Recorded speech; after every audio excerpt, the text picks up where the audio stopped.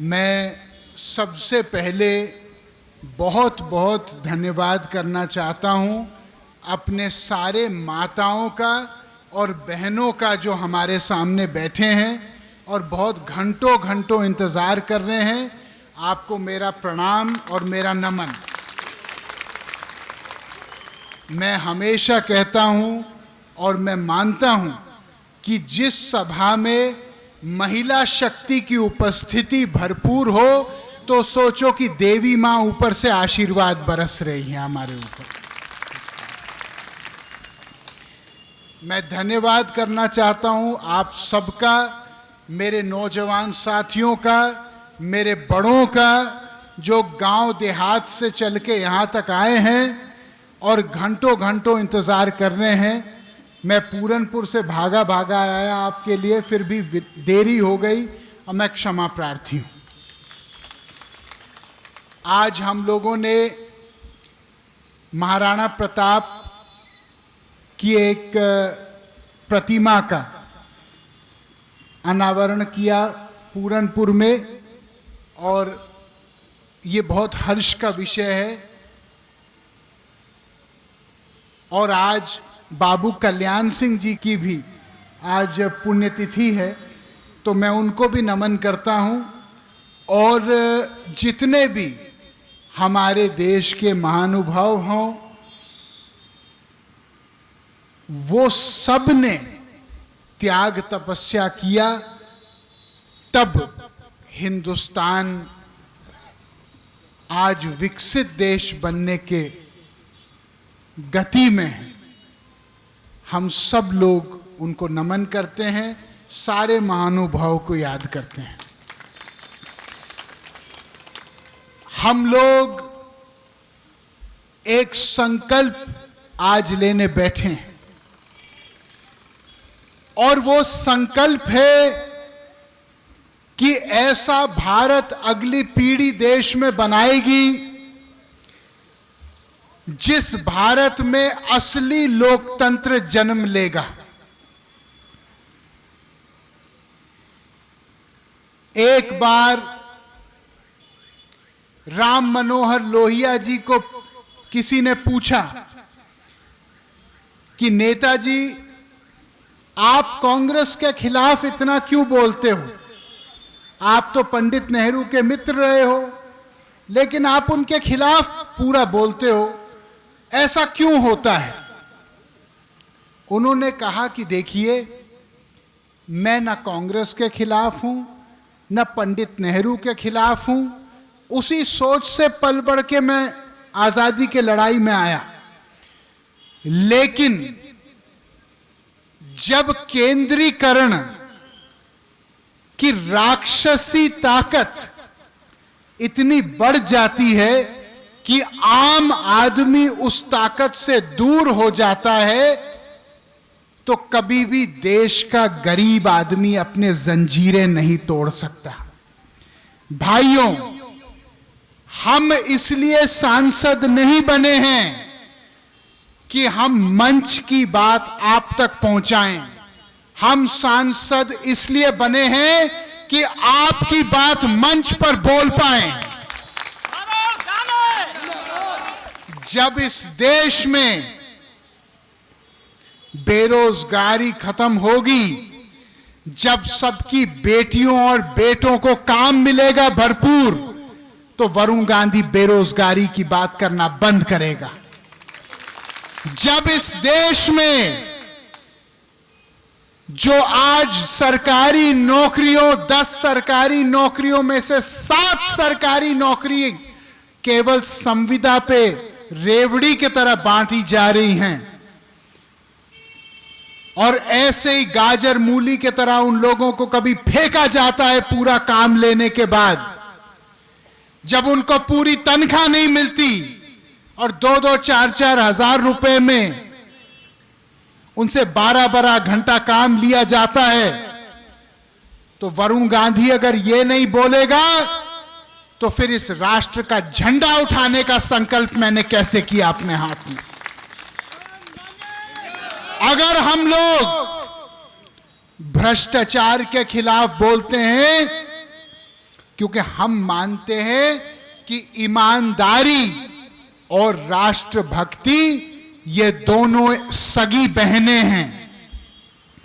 अगर ईमानदारी नहीं होगी तो राष्ट्रभक्ति भी नहीं हो सकती। जो लोग कमीशन खाते हैं, जो लोग पहले कच्चे मकान में रहते थे, फिर जनप्रतिनिधि बनने के बाद अरबों के महल बना रहे हैं, जो कॉलोनियां काट रहे हैं, जो लोगों का हक छीन रहे हैं, अगर वरुण गांधी आवाज नहीं उठाएगा तो क्या ये लोग आवाज उठाएंगे? मैं राजनीति में इसलिए नहीं आया क्योंकि राजनीति एक पेशा है। ना मैं राजनीति में कुछ बनने आया, मैं राजनीति में आया तो इस मिट्टी की खुशबू जो मुझे लगती है, इसका मान सम्मान बढ़ाने के लिए मैं आया हूं। मैं इसलिए आया हूं ताकि अगर कोई माय का लाल हिंदुस्तान को अंदर से दीमक की तरह खा रहा है, तो हम नाम लेके और उसका काम लेके भी बोलेंगे और डंके के चोट पे बोलेंगे। हमारे देश में आपके बाप दादाओं ने, आपके मां और दादियों और नानियों ने अपने कंगने बेच दिए। इस देश की आजादी की लड़ाई में अपनी हड्डियां तोड़वा दी, जेल की सजा काटी, सब कुछ अपना दांव पे लगाया, तब हमारा देश जाके स्वतंत्र हुआ। आज केवल हम हिंदुस्तान पाकिस्तान के क्रिकेट मैच पे ताली बजाएं, यह हमारी देशभक्ति नहीं हो सकती। देशभक्ति हमारी तब होगी जब हम अपना सब कुछ दांव पे लगाने के लिए तैयार हों इस देश के लिए। आज मैं आपसे पूछना चाहता हूं, कितने लोग यहां पे हाथ उठाइए, कितने लोग यहां पे इस देश को प्यार करते हैं? हाथ उठाइए। कितने लोग अपने बच्चों को प्यार करते हैं? अपना हाथ उठाइए। अब मैं एक बात आपसे पूछना चाह रहा हूं, आज जब आप गरीबी देखते हैं, आप बेरोजगारी अपनी पाते हैं, आप अपने बढ़ते हुए इलाज के दाम को देखते हैं, आप अपने बच्चों की बढ़ती हुई स्कूल फीस को देखते हैं, आप दूध के, दही के, सब्जियों के, फलों के बढ़ते हुए कीमत को देखते हैं, तो क्या आपको नहीं लगता आपके इस बेटे वरुण गांधी को इनके खिलाफ आवाज उठानी चाहिए कि नहीं उठानी चाहिए? भाइयों, जब मैं राजनीति में आया तो मैं एक शंकराचार्य महाराज के पास गया। मैंने उनके चरण छुए। मैंने कहा, महाराज कुछ हमको ऐसा बताइए कि आजीवन हम लोग इसको गांठ बांध करके अपनी राजनीति का नींव बनाएं। उन्होंने केवल 2 लाइनें बोली। उन्होंने कहा, एक बेटा, दूसरों के हमेशा काम आना, और दूसरा बोले कि सच्चाई के मामले में कफन बांध के हमेशा चलना। उन्होंने कहा कि तुमको मैं आशीर्वाद इसलिए नहीं दे रहा हूं कि तुम एक सांसद, मंत्री ये सब बनो, तुमको मैं आशीर्वाद इसलिए दे रहा हूं कि इस देश में जहां भी अन्याय और जब भी अन्याय होगा, तुम उसके खिलाफ एक क्रांतिकारी बन के बोलोगे। हमारे बाबा जी बैठे हैं यहां पे, प्रणाम करता हूं बाबा जी आपको। एक तो बाबा जियों को हमने पाल दिया, अभी इनको देख के दूसरे बाबा जी भी आ गए कि हमारा नंबर भी कहीं ना आ जाए। क्या गलत कह रहे हैं? कह रहे भाई एक दो बाबाजियों का नंबर लग गया, अब हो सकता है हम मीटिंग में आए कल हमारा भी लग जाए नंबर। जय हो बाबा जी आपकी। इनको अभी से माला पहना दो भैया। भाइयों, मैंने इस बार संसद में एक निजी विधेयक सदन के पटल पे डाला है जिसको कहते हैं भरोसा भारतीय रोजगार संहिता, जो सरकार से यह मांग कर रहा है सार्वजनिक रूप से कि आज 1 करोड़ से ज्यादा सरकारी नौकरियां खाली पड़ी हैं। प्रधानमंत्री जी ने अपने भाषण में कहा कि मैं हर साल 10 लाख नौकरी दूंगा। मैं प्रधानमंत्री जी को धन्यवाद देते हुए यह कहना चाहता हूं कि आदरणीय 10 लाख नए नौकरी पैदा करने तो बाद का विषय है, पहले जो 1 करोड़ सरकार में खाली पद पड़े हैं उनकी भरपाई तो कीजिए, ताकि आने वाले समय में जो 5 लाख 2 लाख 50,000 धीरे धीरे धीरे बेरोजगारी खत्म हो। इससे अच्छा कि सरकार बड़ा ऐतिहासिक फैसला लेके बेरोजगारी एक क्षण में उसको परास्त करे। हमारे देश में कब तक असली मुद्दों पे हम शांत रहेंगे? कब तक हम केवल वोट राम और रहीम पे देंगे? कब तक हम केवल वोट जातिवाद पे देंगे? क्या हम लोग देश में ये नहीं समझते कि आग जो एक तरफ से शुरू होती है वो फैलते फैलते हमारे मकान तक भी पहुंचेगी? क्या ये हम नहीं समझ रहे? आज जो लोग केवल धर्म के और जाति के नाम पे वोट ले रहे हैं, उनसे हम ये प्रश्न तो पूछें कि रोजगार, शिक्षा, चिकित्सा, अभी कोविड के चपेट में पता नहीं कितने 85 लाख लोग हिंदुस्तानी शहीद हुए।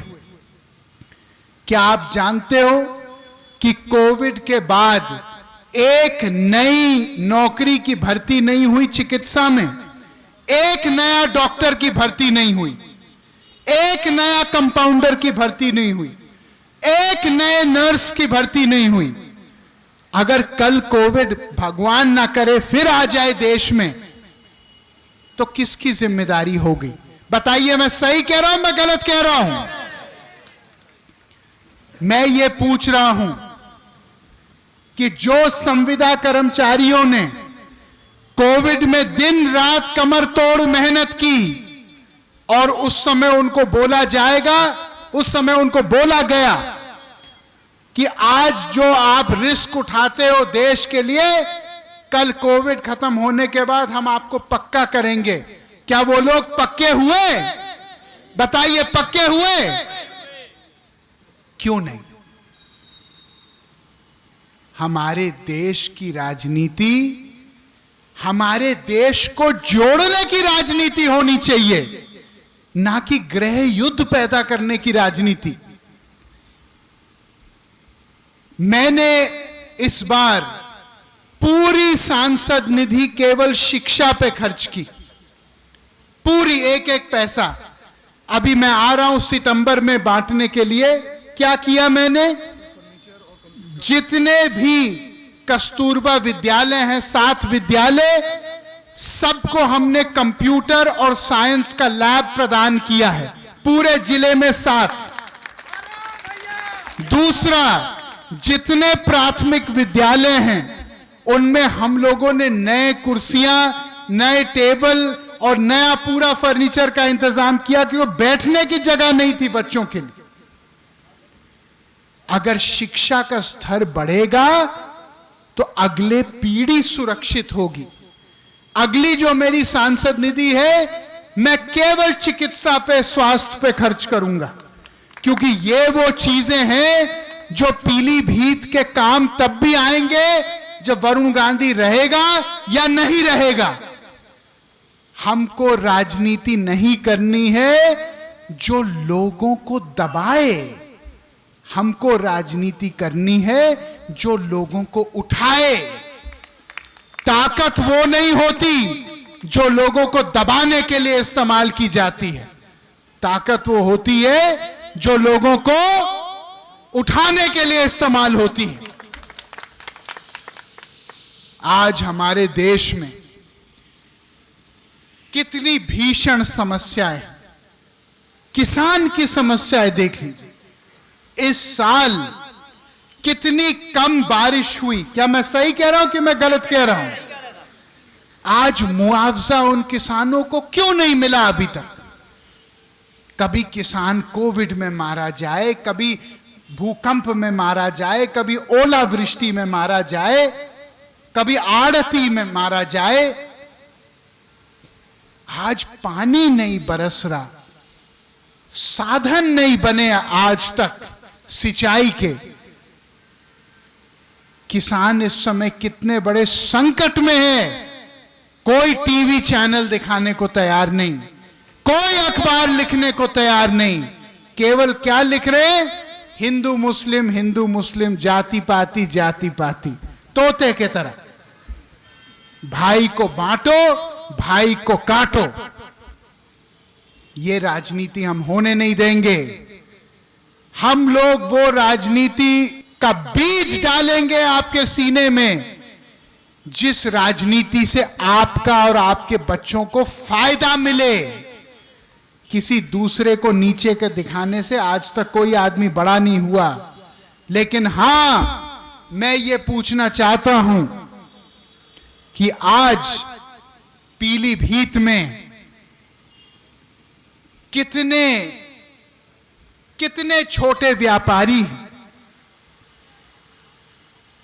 जिनको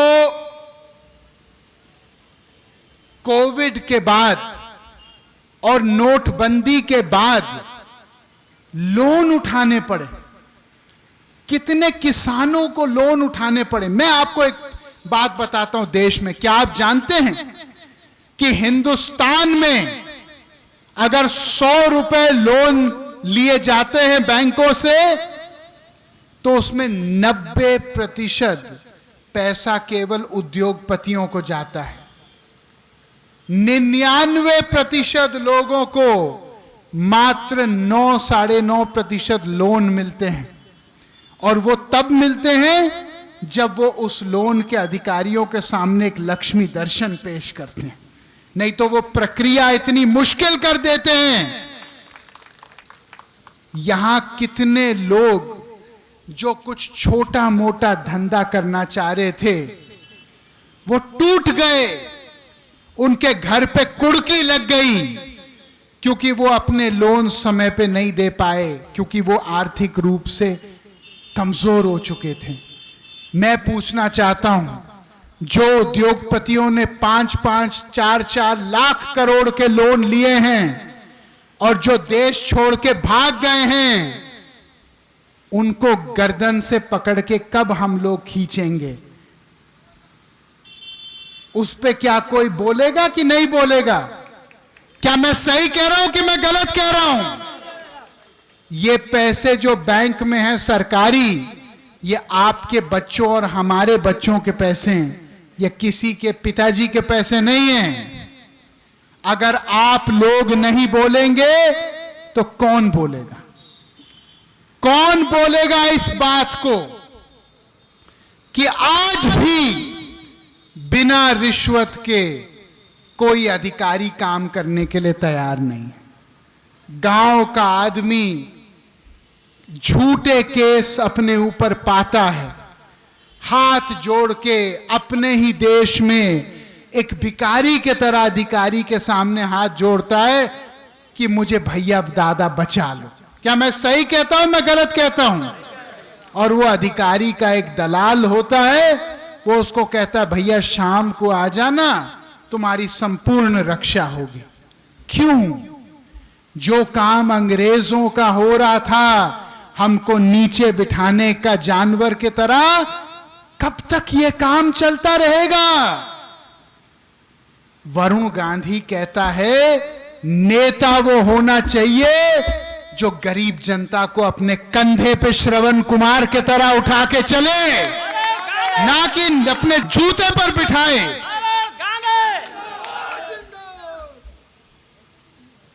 पुलिस की मैं बात ही नहीं करना चाहता,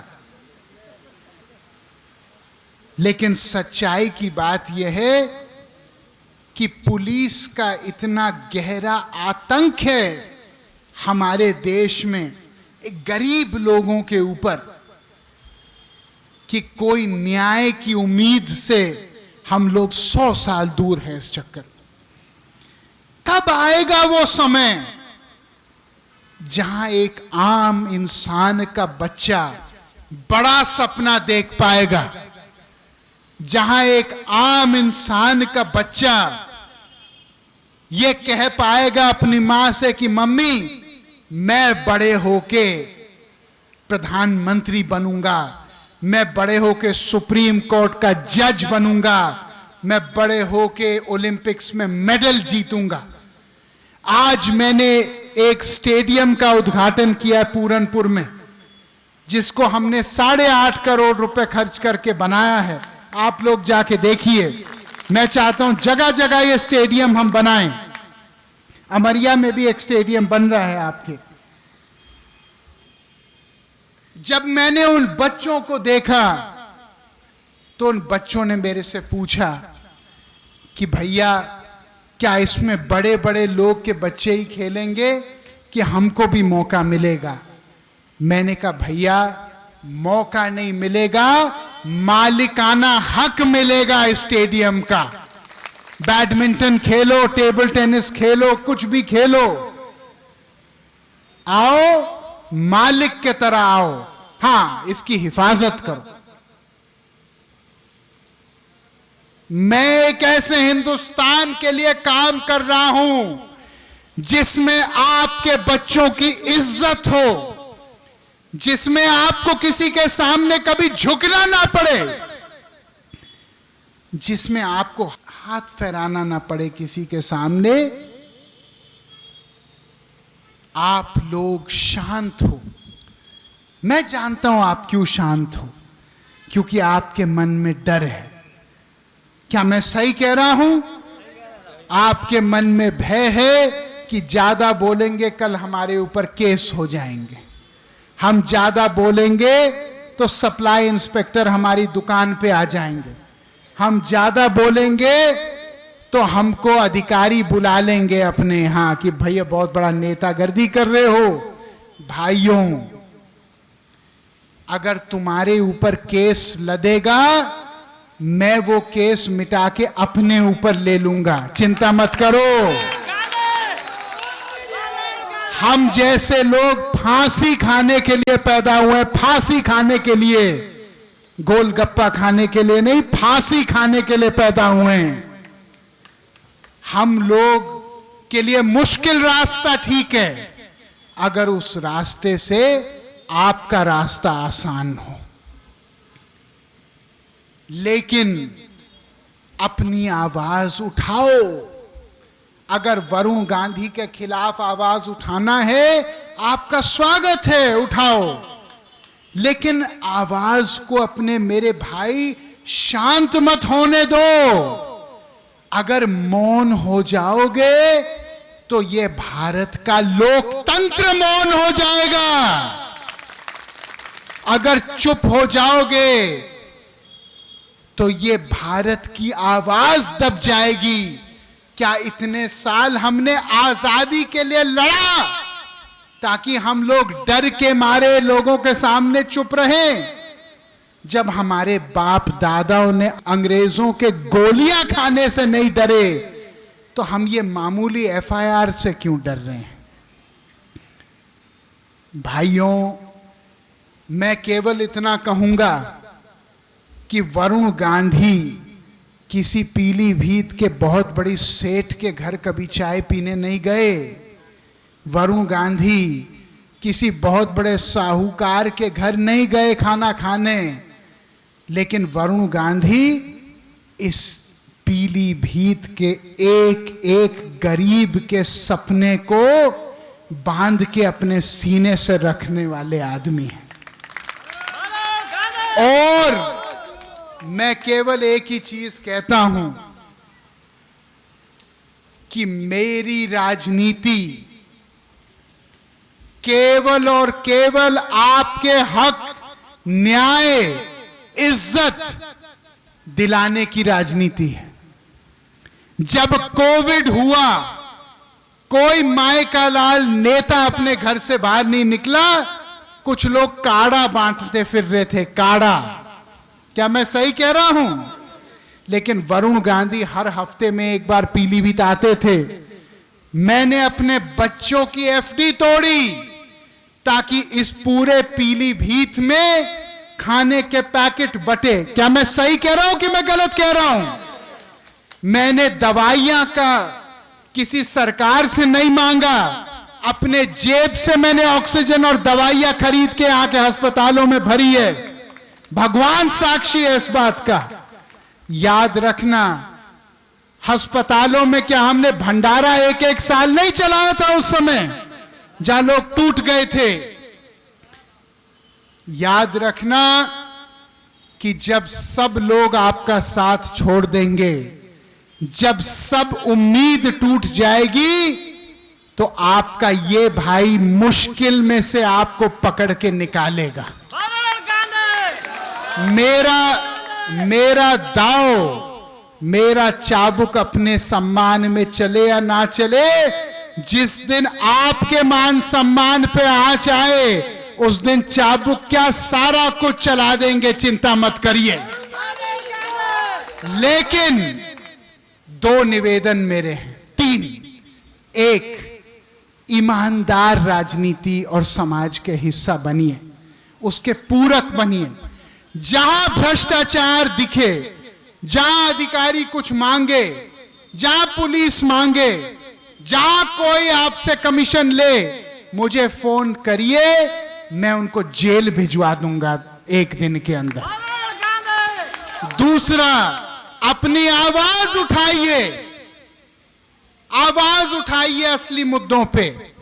भले वो मुद्दा मेरे खिलाफ हो, मुझे कोई शिकायत नहीं, लेकिन डर के आगे जीत नहीं है, डर के आगे मौत है।